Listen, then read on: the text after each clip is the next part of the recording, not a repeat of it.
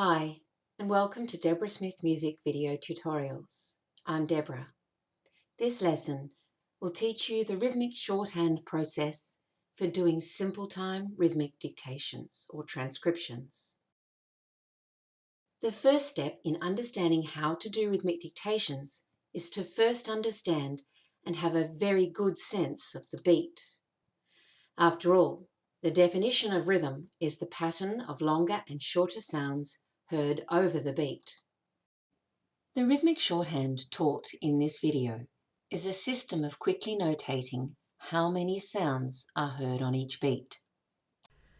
Writing a rhythm set before you hear the dictation for the first time prepares you to recognize the rhythms you will hear and may help when you write the notes of the rhythm onto the staff. As this is a very early rhythmic transcription exercise, the rhythm set would only include the rhythms learned in section 1 of your book so far. In fact, this transcription will only include these rhythms. Therefore, this is your rhythm set. In this dictation exercise, a stroke is written for each beat.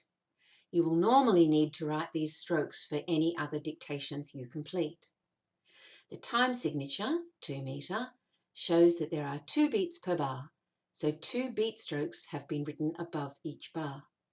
Notice the way they are spaced to show equal beats in each bar.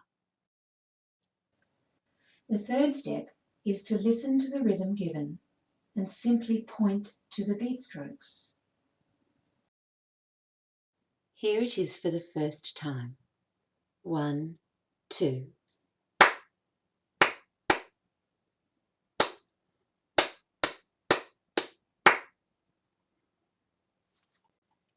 As you continue listening and pointing, make a mark on each beat stroke where you hear sounds.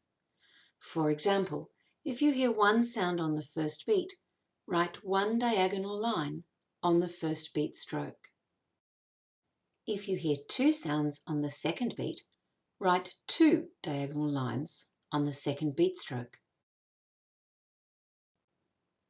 If you hear nothing on the third beat, leave the third beat stroke empty. This shows that there is a rest, or a tie, or a long note. Listen to the rhythm for a second time. Continue pointing to the beat and make marks where you hear sounds on each beat. 1, 2.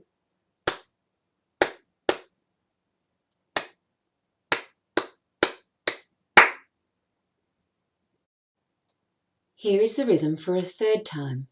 As you continue listening to the playing, finish your rhythmic shorthand while pointing to the beat. 1, 2.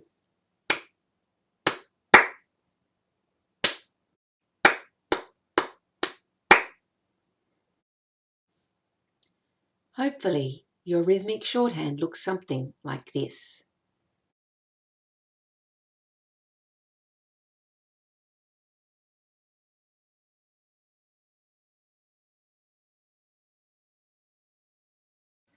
Translate your shorthand onto the staff using notes before the final playing. Refer to your rhythm set if required. Do not leave this until the final playing in future dictations. If possible, begin translating your shorthand onto the staff whenever you have a spare moment during the playings.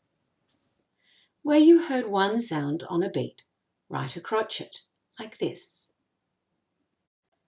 Where you heard 2 equal sounds on a beat, write a pair of quavers, like this. And where you heard no sound on a beat, write a crotchet rest. Finally, check that you have the correct number of beats in each bar. Use the final playing to check your rhythm by saying it out loud in rhythm names as you listen.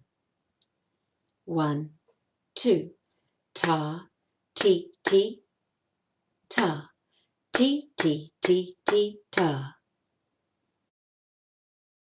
The process remains the same, regardless of which rhythms are included in the dictation. For more information and resources, see dsmusic.com.au.